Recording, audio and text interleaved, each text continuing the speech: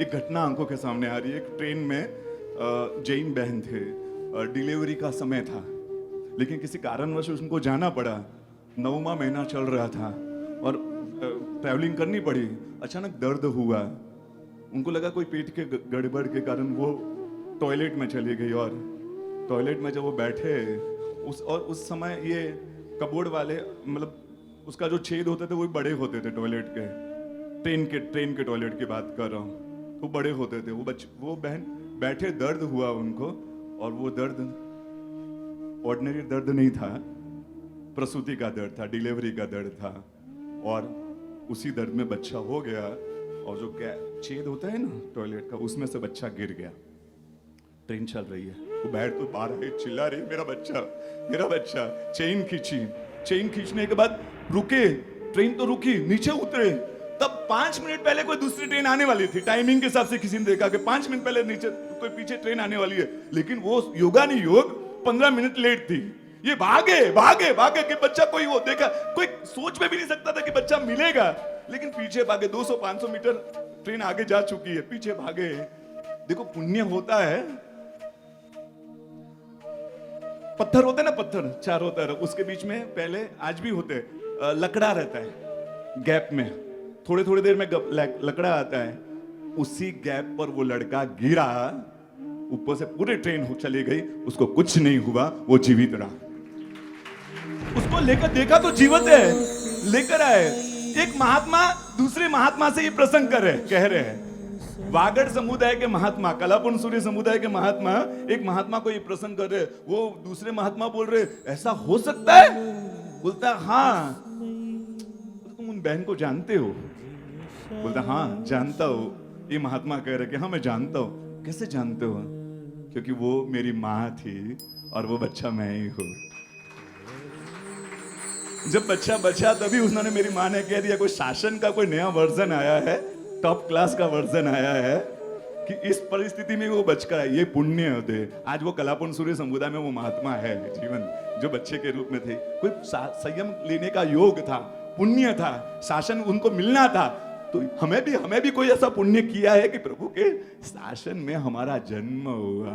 वो कुमार बाल महाराजा भगवान से प्रार्थना करते हैं, भगवान अगला जन्म झोपड़ी में मिलेगा ना भगवान। आज 18 देश का राजा हूं, अगला जन्म झोपड़ी में मिलेगा ना भगवान। कोई फरियाद नहीं करूंगा कि मेरा जन्म झोपड़ी में क्यों हुआ। 2 समय खाने का सही ढंग से नहीं रहेगा ना भगवान, कोई शिकायत नहीं। 2 जोड़ी कपड़े भी सही ढंग से मेरे नहीं होंगे ना भगवान, कोई गिला शिकवा आपसे नहीं करूंगा। लेकिन भगवान तेरा शासन वहां मिलना चाहिए, तेरा शासन वहां होना चाहिए। 2 जोड़ी कपड़े नहीं, खाने को नहीं रहेगा, झोपड़ी में जन्म होगा। और ऐसे घर में, ऐसी झोपड़ी में जहां ऐसी वातावरण है, जहां खाने को नहीं, रहने को नहीं, सोने को नहीं, और उस घर में 7वीं लड़की पर मेरा 8वीं लड़की के रूप में जन्म हो जाएगा ना भगवान, तो भी चलेगा। लेकिन तेरा शासन होना चाहिए, तेरा शासन होना चाहिए। तेरे शासन के बिना का चक्रवर्ती पना भी ना मंजूर भगवान, ना मंजूर।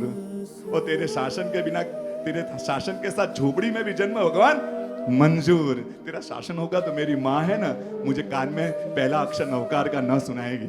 तेरा शासन होगा तो, तेरा शासन होगा ना, उस झोपड़ी में भी गुरु भगवंत आएंगे, साधु साध्वी जी भगवंत पढ़ा देंगे। उनमें से मैं अपने खानों में से आधी रोटी का टुकड़ा उनके पात्रे में डाल देने का सौभाग्य मेरा रहेगा। क्योंकि तेरा शासन रहेगा तो, तेरा शासन रहेगा तो मेरी माँ मुझे, जब मैं 27 दिन का हो जाऊंगा तो मेरी माँ मुझे 1-1.5 महीना का रहूंगा तो मेरी माँ मुझे शत्रुंजय की यात्रा करवाएगी, दादा आदिनाथ की भेंटना करवाएगी।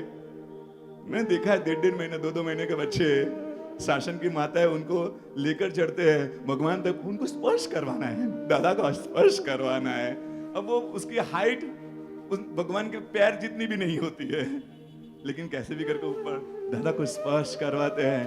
तेरा शासन होगा ना तो मेरी भी दुनिया ये पॉसिबल होगी, या मेरी दुनिया भी पॉसिबल होगी। भगवान तेरा शासन मिलना चाहिए। वो हरिभद्र सुरसोर जी महाराजा, जो हरिभद्र ब्राह्मण थे, 50 साल तक शासन नहीं मिला था, हमें तो जन्म से मिला है। उनको वो ब्राह्मण थे, 50 साल तक शासन की स्पर्शना नहीं हुई थी।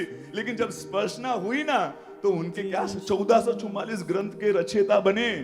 जिनके आगे भगवान हरिभद्र सुरसो जी महाराजा, जिनके आगे भगवान शब्द उपयोग किया जाता है, वो 50 साल तक जब शासन नहीं मिला था ना, तो क्या स्थिति में थे मालूम है?